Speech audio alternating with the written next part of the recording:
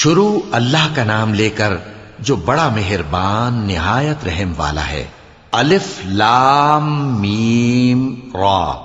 اے نبی، یہ کتاب الہی کی آیتیں ہیں، اور جو کچھ تمہارے پروردگار کی طرف سے تم پر نازل ہوا ہے حق ہے، لیکن اکثر لوگ ایمان نہیں لاتے۔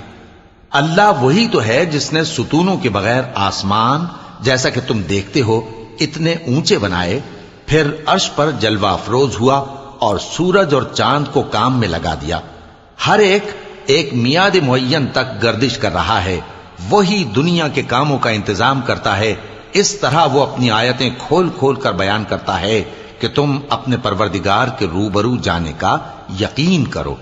اور وہی ہے جس نے زمین کو پھیلایا اور اس میں پہاڑ اور دریا پیدا کیے اور ہر طرح کے میووں کی دو دو قسمیں بنائیں۔ وہی رات کو دن کا لباس پہناتا ہے۔ غور کرنے والوں کے لیے اس میں بہت سی نشانیاں ہیں۔ اور زمین میں کئی طرح کے قطعات ہیں ایک دوسرے سے ملے ہوئے، اور انگور کے باغ اور کھیتی اور کھجور کے درخت۔ بعض کی بہت سی شاخیں ہیں اور بعض کی اتنی نہیں ہوتی، باوجود کہ پانی سب کو ایک ہی ملتا ہے۔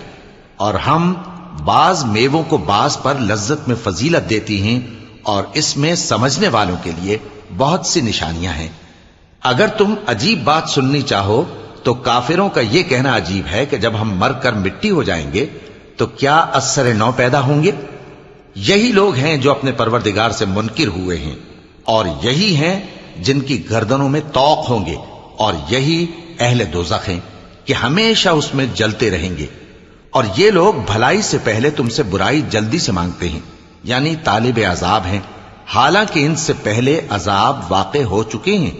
اور تمہارا پروردگار لوگوں کو باوجود ان کی بے انصافیوں کے معاف کرنے والا ہے، اور بے شک تمہارا پروردگار سخت عذاب دینے والا ہے۔ اور کافر لوگ کہتے ہیں کہ اس پیغمبر پر اس کے پروردگار کی طرف سے کوئی نشانی کیوں نازل نہیں ہوئی؟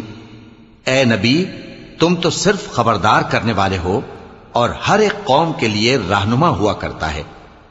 اللہ ہی اس بچے سے واقف ہے جو عورت کے پیٹ میں ہوتا ہے، اور وہی پیٹ کے سکڑنے اور بڑھنے سے بھی واقف ہے، اور ہر چیز کا اس کے ہاں ایک اندازہ مقرر ہے۔ وہ چھپی اور ظاہر چیزوں کا جاننے والا ہے، سب سے بزرگ ہے، عالی رتبہ ہے۔ کوئی تم میں سے چپکے سے بات کہے یا پکار کر، یا رات کو کہیں چھپ جائے یا دن کی روشنی میں کھلم کھلا چلے پھرے، اللہ کے نزدیک برابر ہے۔ اس کے آگے اور پیچھے اللہ کے چوکیدار ہیں جو اللہ کے حکم سے اس کی نگرانی کرتے ہیں۔ اللہ اس نعمت کو جو کسی قوم کو حاصل ہے نہیں بدلتا جب تک کہ وہ اپنی حالت کو نہ بدلے، اور جب اللہ کسی قوم کے ساتھ برائی کا ارادہ کرتا ہے تو وہ پھر نہیں سکتی، اور اللہ کے سوا ان کا کوئی مددگار نہیں ہوتا۔ وہی تو ہے جو تم کو ڈرانے اور امید دلانے کے لیے بجلی دکھاتا اور بھاری بھاری بادل پیدا کرتا ہے، اور رعد اور فرشتے سب اس کے خوف سے اس کی تسبیح و تحمید کرتے رہتی ہیں۔ اور وہی بجلیاں بھیجتا ہے، پھر جس پر چاہتا ہے گرا بھی دیتا ہے، جبکہ وہ اللہ کے بارے میں جھگڑتی ہیں، اور وہ بڑی قوت والا ہے۔ کام کا پکارنا تو اسی کا ہے، اور جن کو یہ لوگ اس کے سوا پکارتے ہیں وہ ان کی پکار کو کسی طرح قبول نہیں کرتے، مگر اس شخص کی طرح جو اپنے دونوں ہاتھ پانی کی طرف پھیلا دے تاکہ دور ہی سے اس کے منہ تک آ پہنچے، حالانکہ وہ اس تک کبھی بھی نہیں آ سکتا۔ اور اسی طرح کافروں کی پکار بیکار ہے۔ اور جتنی مخلوقات آسمانوں اور زمین میں ہے، خوشی سے یا ناخوشی سے اللہ کے آگے سجدہ کرتی ہے، اور ان کے سائے بھی صبح و شام سجدے کرتے ہیں۔ چونکہ آیت سجدہ تلاوت کی گئی ہے، لہذا سامعین پر سجدہ واجب ہے۔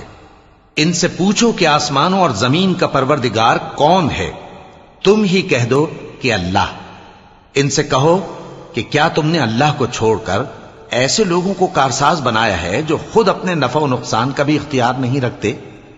کہو کیا اندھا اور آنکھوں والا برابر ہیں، یا اندھیرا اور اجالا برابر ہو سکتا ہے؟ بھلا ان لوگوں نے جن کو اللہ کا شریک مقرر کیا ہے، کیا انہوں نے اللہ کسی مخلوقات پیدا کی ہے جس کے سبب ان کے لیے مخلوقات مشتبہ ہو گئی ہے؟ کہہ دو کہ اللہ ہی ہر چیز کا پیدا کرنے والا ہے، اور وہ یکتا ہے، بڑا زبردست ہے۔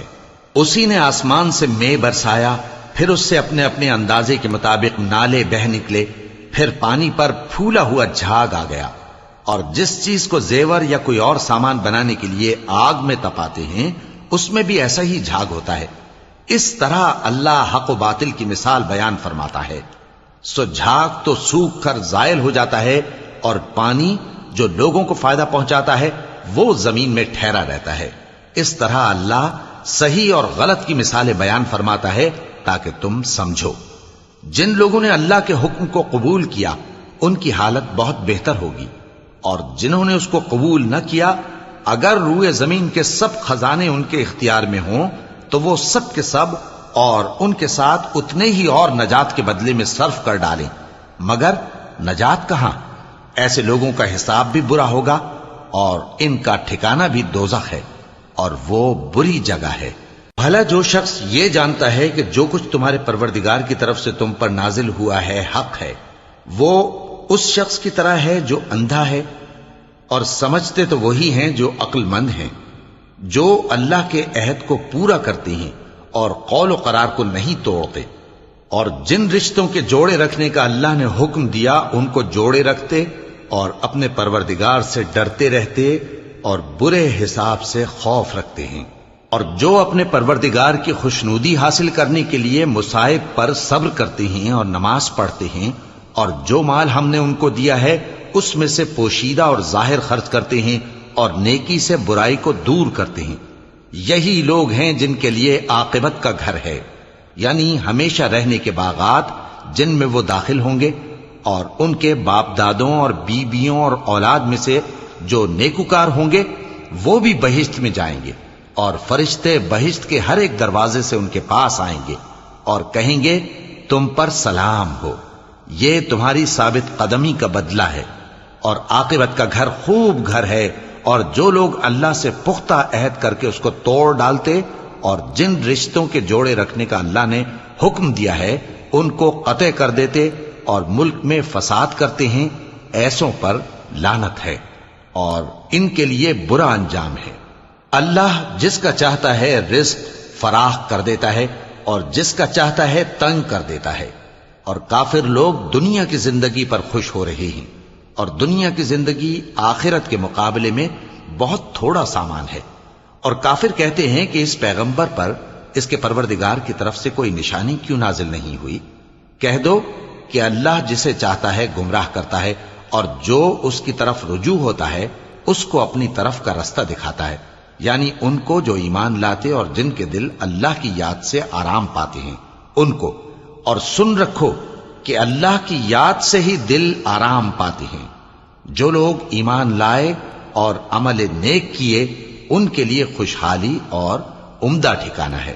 جس طرح ہم پہلے پیغمبر بھیجتے رہے ہیں اسی طرح اے نبی ہم نے تم کو اس امت میں جس سے پہلے بہت سی امتیں گزر چکی ہیں بھیجا ہے، تاکہ تم ان کو وہ کتاب جو ہم نے تمہاری طرف بھیجی ہے پڑھ کر سنا دو۔ اور یہ لوگ رحمان کو نہیں مانتے۔ کہہ دو وہی تو میرا پروردگار ہے، اس کے سوا کوئی معبود نہیں، میں اسی پر بھروسہ رکھتا ہوں اور اسی کی طرف رجوع کرتا ہوں۔ اور اگر کوئی قرآن ایسا ہوتا کہ اس کی تاثیر سے پہاڑ چل پڑتے یا زمین پھٹ جاتی یا مردوں سے کلام کر سکتے تو کیا یہ لوگ ایمان لے آتے؟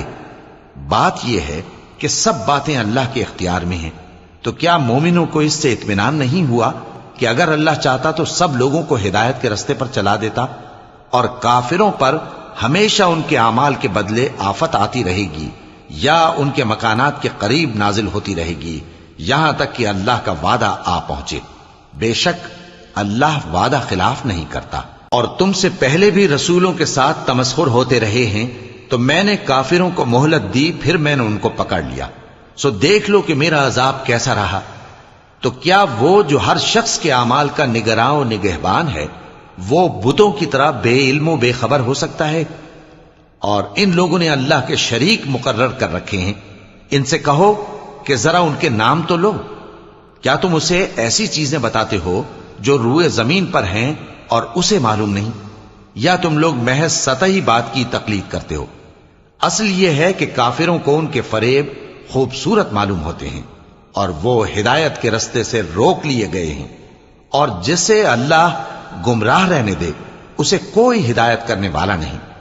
ان کو دنیا کی زندگی میں بھی عذاب ہے اور آخرت کا عذاب تو بہت ہی سخت ہے، اور ان کو اللہ کے عذاب سے کوئی بھی بچانے والا نہیں۔ جس جنت کا پرہیزگاروں سے وعدہ کیا گیا ہے اس کی شان یہ ہے کہ اس کے نیچے نہریں بہ رہی ہیں، اس کے پھل ہمیشہ باقی رہنے والے ہیں اور اس کے سائے بھی۔ یہ ان لوگوں کا انجام ہے جو متقی ہیں، اور کافروں کا انجام دوزخ ہے۔ اور جن لوگوں کو ہم نے کتاب دی ہے وہ اس کتاب سے جو تم پر نازل ہوئی ہے خوش ہوتی ہیں، اور بعض فرقے اس کی بعض باتیں نہیں بھی مانتے۔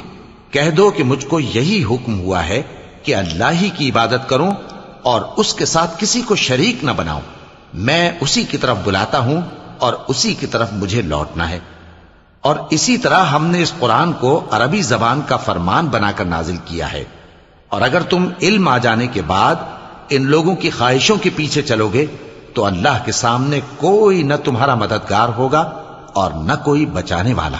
اور اے نبی، ہم نے تم سے پہلے بھی پیغمبر بھیجے تھے اور ان کو بیویاں اور اولاد بھی دی تھیں، اور کسی پیغمبر کے اختیار کی بات نہ تھی کہ اللہ کے حکم کے بغیر کوئی نشانی لے آتا۔ ہر حکم قضا کتاب میں لکھا ہوا ہے۔ اللہ جس چیز کو چاہتا ہے مٹا دیتا ہے اور جس کو چاہتا ہے باقی رکھتا ہے، اور اسی کے پاس اصل کتاب ہے۔ اور اگر ہم کوئی عذاب جس کا ان لوگوں سے وعدہ کرتے ہیں تمہیں دکھائیں، یعنی تمہارے روبرو ان پر نازل کریں، یا تمہاری مدت حیات پوری کر دیں، یعنی تمہارے انتقال کے بعد عذاب بھیجیں، تو تمہارا کام ہمارے احکام کا پہنچا دینا ہے اور ہمارا کام حساب لینا ہے۔ کیا انہوں نے نہیں دیکھا کہ ہم زمین کو اس کے کناروں سے گھٹاتے چلے آ رہے ہیں؟ اور اللہ جیسا چاہتا ہے حکم کرتا ہے، کوئی اس کے حکم کا رد کرنے والا نہیں، اور وہ جلد حساب لینے والا ہے۔ جو لوگ ان سے پہلے تھے وہ بھی بہتیری تدبیریں کرتے رہے ہیں، سو تدبیر تو سب اللہ ہی کی ہوتی ہے۔ ہر شخص جو کچھ کر رہا ہے اللہ اسے جانتا ہے، اور کافر جلد معلوم کر لیں گے کہ آخرت میں اچھا انجام کس کے لیے ہوتا ہے۔ اور کافر لوگ کہتے ہیں کہ تم پیغمبر نہیں ہو۔ کہہ دو کہ میرے اور تمہارے درمیان اللہ اور وہ شخص جس کے پاس کتاب آسمانی کا علم ہے بطور گواہ کافی ہے۔